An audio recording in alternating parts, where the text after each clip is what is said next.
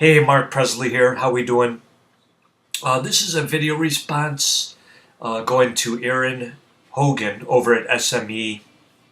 He has the group Legal Ethics, and I just kind of wanted to go through and kind of respond to his post because I found it quite interesting.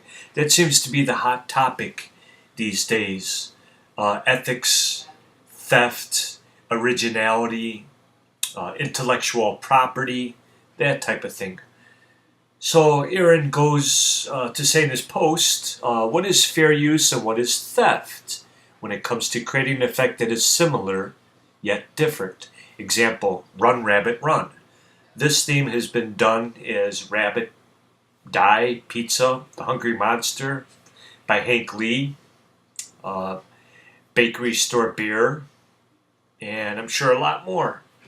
So that's just briefly what Aaron was posting, asking for some feedback. And as far as feedback, I'm kind of in between both of these. I'm kind of confused, actually. You know, back a few years ago, before I created my butterfly in a box, I really didn't pay too much attention to this type of thing. But now that I'm kind of in it, I've been paying more attention, and I could see it, happening a lot more, being in the business. So I think it's a kind of a very tough question. Like I said, back in the day, doing magic in the earlier years, I might see a few different versions of Chinese sticks or hippity hop rabbits, that type of thing. And I didn't really think anything of it. I just thought that these were different versions, and I didn't think much of it. I just thought that they were just different people making different products. Just like there's different people making Coke and Pepsi. It's Coke. They taste similar, but it's a can of Coke. You have Diet Coke, Pepsi, root beer. All these different products to choose from. Some are better than the others. Some are cheaper than the others. Some are cheaper and better than the others. So if you take those things and kind of blend it in with magic, that's the same thing that's happening with magic. There's some magic that are knockoffs that are actually better than the original ones. Is it right? Is it right to do that? I don't know. The problem that I see is, when you put a magic effect together and you work your butt off, everything, the bare bones of the effect to make a good product come out. The research, the test marketing, trying the effect on people, and then having to come up with the packaging and the DVD and the instructions, what clothes you're going to wear, all that type of thing, and then somebody comes and rips off your whole trick and basically pirates it and copies everything, to the T. That kind of hurts here. Just like what happened with Jeff McBride, somebody pretty much stole his whole show. If some of you may not have heard. So here he is, somebody that has worked their butt off their whole life, putting together a show, and then somebody from another country comes and takes it. But there's more to that story. You might want to, look into that, Google it or something. I don't want to go too far away from the topic here. But like I said, this is kind of a tough situation for all of us. And I'm kind of mutual. I'm kind of confused which way to go, really. I want to give support, but it's hard to give support when I'm not even sure what to do myself, because I think it's kind of a no-win situation. It's kind of like gangs and drugs and all that. They're always going to be around no matter how much you want to get rid of them.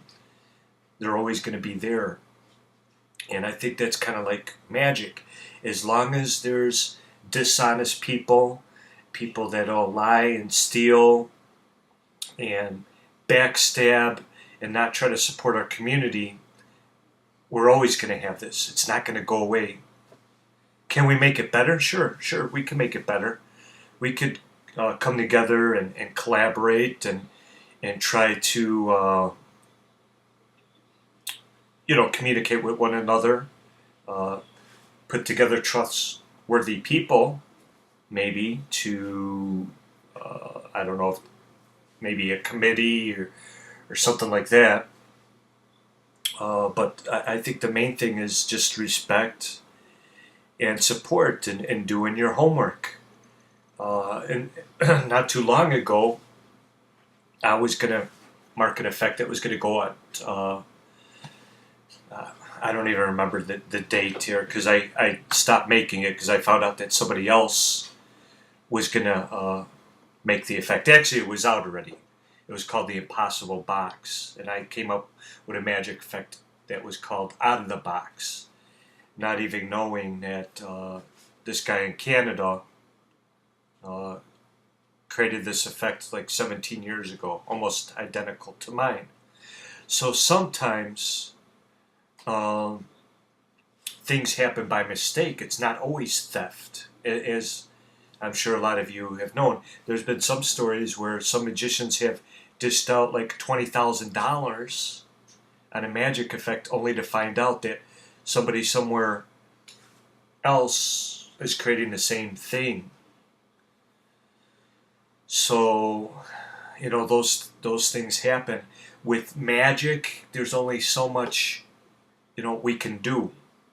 We could kind of change things up, maybe change the shape of it and the color, and maybe instead of a magnet, it's a string, or, maybe instead of a thumb tip, it's I don't know, a dye tube. I don't know. You get the point what I'm getting to here. And I don't know all the answers, but I felt like I had to reach out and just give a little video response because I'm sure a lot of you have a lot of feelings about this. Some of you might right away just outright say it's not right. But like Aaron said, let's try to collaborate and figure out why it's not right or why it is right. One of the two. I think it would be great if we somehow got some of the top magicians involved in this and just tried to put some sort of system together. Or would that do the complete opposite? Maybe where we're at now isn't so bad. Let me just kind of turn things around a little bit. With the social networking, the internets and blogs and Twitter and all that stuff, maybe we're better off just having an open market and sharing. I don't know. Like I said, I don't have all the answers, but I just wanted to reach out, and I would be happy to answer any questions. I've learned quite a bit just going through my butterfly in a box effect. I did a lot of studying, research on the effect. Patrick Wolford over at Murphy's Magic has helped me out a great deal, understanding some of the business with marketing and selling magic. So it's been a real blessing being connected with him. And so if anybody out there maybe has any questions or anything, feel free to reach out to me. I'm pretty easygoing, and I'll be more than happy to help you out in any way I can. In fact, there's been a few magicians that I've helped out with selling their product, and I'm not trying to make this sound like a sales pitch. My heart really is into helping. So if you have anything at all, just feel free to approach me. I'd like to thank Aaron for all of his hard work, and I hope I got some sort of I hope you got something out of this video. Okay, I hope it's better than the lecture I did a few months ago, put it that way. All right, so anyway, that's it. Mark Presley signing off here, and have a great night. Talk to you later. Bye.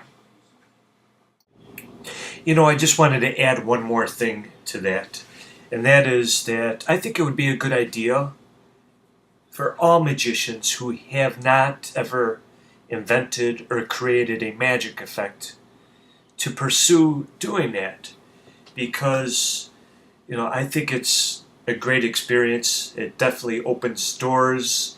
It's a learning experience, and by doing that you also get a chance to see how it is on the other side, because we could all judge and point fingers and everything, especially for the people out there that aren't doing anything. They're just complaining. They're just complaining and telling you how you're doing things wrong, while they're just sitting there all day ripping into people. So I think, in my personal opinion, it's a great idea to just get out there, think of ideas, try to invent and create and put a magic product out in the market. And then you'll get to see how it is on the other side. Because once you're on the other side, it's a total different world. It's a new ball game. So that's it. But what do I know? I'm just trying to figure it out like you guys are. But that's it. Mark Presley signing off here. Have a great one.